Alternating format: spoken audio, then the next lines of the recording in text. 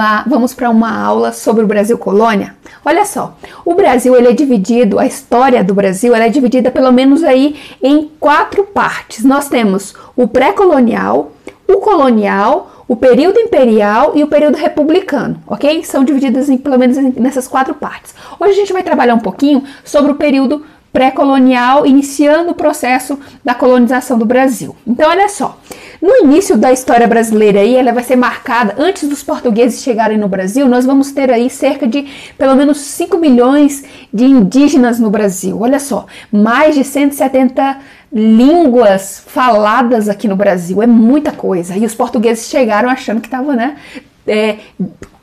invadindo um território, dominando um território sem cultura. Isso é um absurdo, né? Então nós temos aí os portugueses chegando no Brasil, dominando esses povos, e esses primeiros momentos de 1500 a 1530 é chamado de período pré-colonial, ou seja, era um momento em que eles estavam viajando para poder reconhecer o território e também para explorar. Beleza, ele estava explorando o quê e quem? Nesse primeiro momento, desses 30 anos, nós vamos ter a exploração do pau-brasil e a exploração da mão de obra indígena. Ok?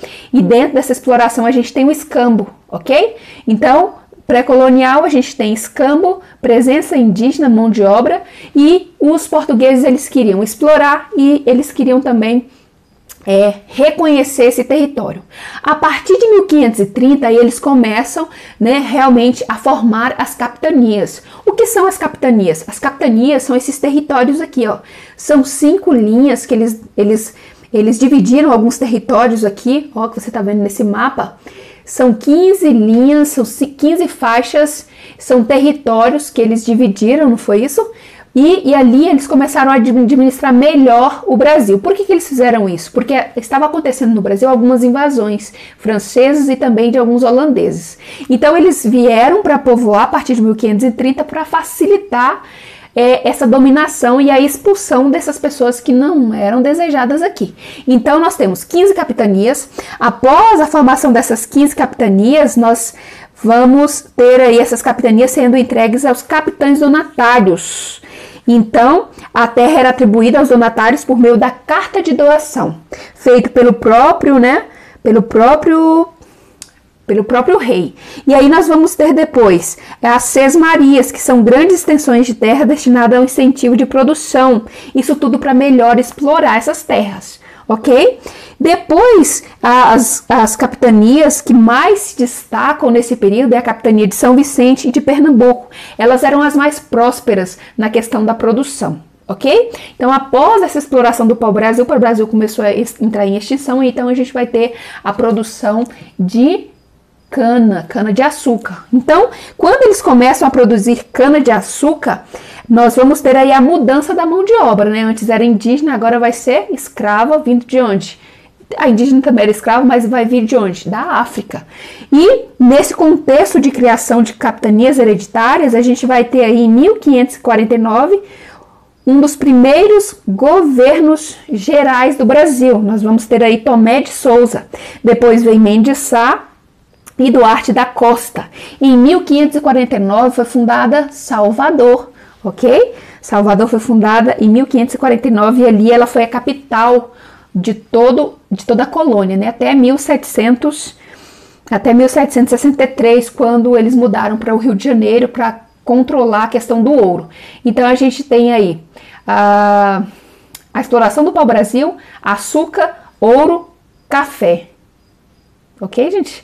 Então, nesse período aqui ainda do pré-colonial, como a gente vai ter várias invasões, né, nós vamos ter aí várias administrações sendo organizadas pela colonização portuguesa. Dentre elas, a gente pode destacar também as câmaras municipais e esse papel dos juízes era muito importante para poder governar e explorar essas terras novas aqui pelos portugueses. Outra coisa que a gente pode destacar, já falei ali que a mão de obra vai ser mudada, antes eram indígenas, né? Por que muda, professora?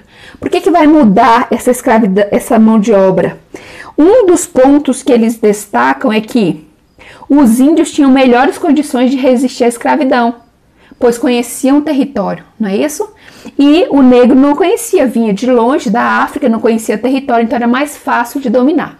Uma outra coisa que o próprio Darcy Ribeiro também destaca no seu livro O Povo Brasileiro é que os negros eles fugiam, né?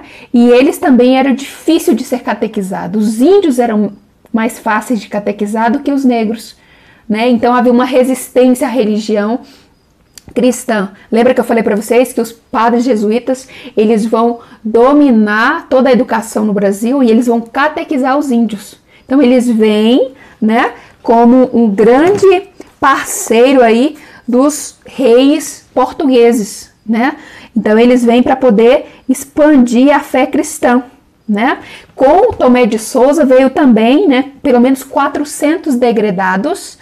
Veio pelo menos aí 6 padres jesuítas, dentre eles Manuel de Nóbrega, que tinha como principal objetivo catequizar os índios. E dentro da catequização, os negros, essa mão de obra negra, os negros africanos, eles não se submetiam a essa religião. Então, por isso que era mais difícil de dominar também. Os indígenas eram mais receptivos à religião dos portugueses. Ok, gente? Então, esses são os pontos mais importantes. E dentro da sociedade, dentro do período colonial, a gente pode destacar aqui, ó, as partes, né, da fazenda. A gente vai ter a senzala, que é as habitações dos escravos, a casa do engenho, instalações onde se encontravam os aparelhos destinados a fabricação do açúcar, e a casa grande, que era a morada do senhor do engenho e sua família. Não é isso? Então, todas essas construções foram feitas para o cultivo da cana-de-açúcar, que era muito valiosa, ok? Essa sociedade açucareira era composta de diversos grupos entre os próprios escravos e elas eram fundamentadas de acordo com a sua ocupação ou função, ou mantinha privilégios ou não, ok, gente? Então, o primeiro momento aí de exploração do Brasil foi feito assim: mão de obra indígena, depois foi mudada para mão de obra negra com a produção do açúcar. Nos primeiros momentos eu tinha exploração do pau-brasil, depois aí mais ou menos de 30 anos vai mudar, vai para a cana-de-açúcar, que era um comércio muito lucrativo na Europa, e nós vamos ter uma sociedade, né, voltada aí para a produção de açúcar e também para as explorações da mão de obra negra. Ok, gente? Essa é uma aulinha, um resuminho aí sobre o Brasil colônia.